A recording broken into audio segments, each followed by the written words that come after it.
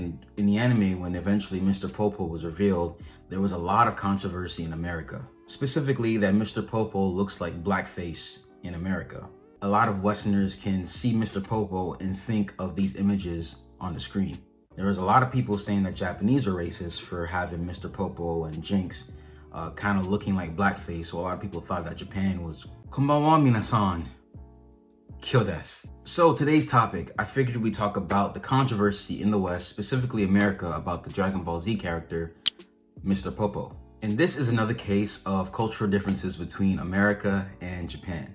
Dragon Ball Z was a very popular anime in the West. It actually was one of the breakout animes in the 90s that really exposed the West to Japan, animes from Japan or Eastern animation. And as most of us know, a lot of things don't translate well from one culture to the next because many different countries have different history, different events, and different views of how they see the world because of historical events that have happened.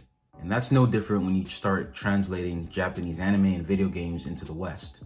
And in the anime, when eventually Mr. Popo was revealed, there was a lot of controversy in America. Specifically, that Mr. Popo looks like blackface in America. For those of you guys who don't know what blackface is, basically blackface is what racists use in older times in America to make fun of African Americans and black people, in which they would either wear black makeup with exaggerated features, or many cartoons from Disney and Warner Brothers would display black people in a very, ape-like appearance with exaggerated lips, exaggerated features, and they made us look stupid or ignorant, and basically it was a way to mock black people. And as Edita-san is showing here with some pictures, you see how a lot of Westerners can see Mr. Popo and think of these images on the screen.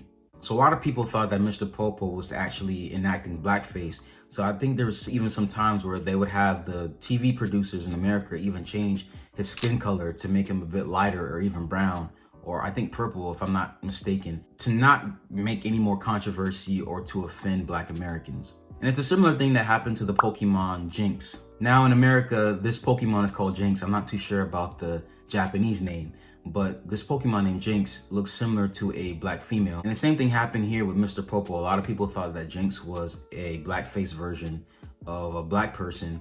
And there's also a lot of calling for censorship or changing Jinx's skin color to make her more purple in appearance. And this is what I mean by how like certain things don't translate well to other cultures.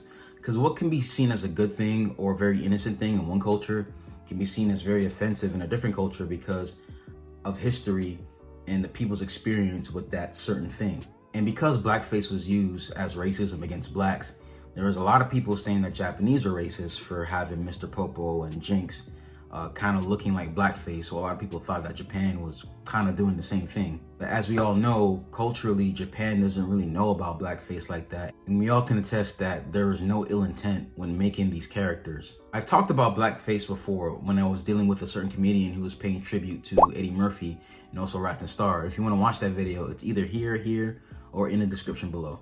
But I think it's important to understand that if you're trying to consume media from a different culture, it's important to know the cultural nuances from that country. But at the time, a lot of people really didn't know that anime came from Japan. Many people thought that it was an American product, or anime wasn't really as well known as it is now, that it's specifically from Japan, it's a property from Japan. So a lot of people don't have the emotional integrity to know that culturally Japan is a country with a different history, different cultural values, and certain things they don't understand because they're not American. And for example, in the video which I was talking about, the comedian who was doing blackface, to him it was more so tribute to someone like Eddie Murphy rather than insulting. But because blackface has been used culturally to attack and demean black people, people in the West see blackface as something negative rather as something positive, as let's say in Japan.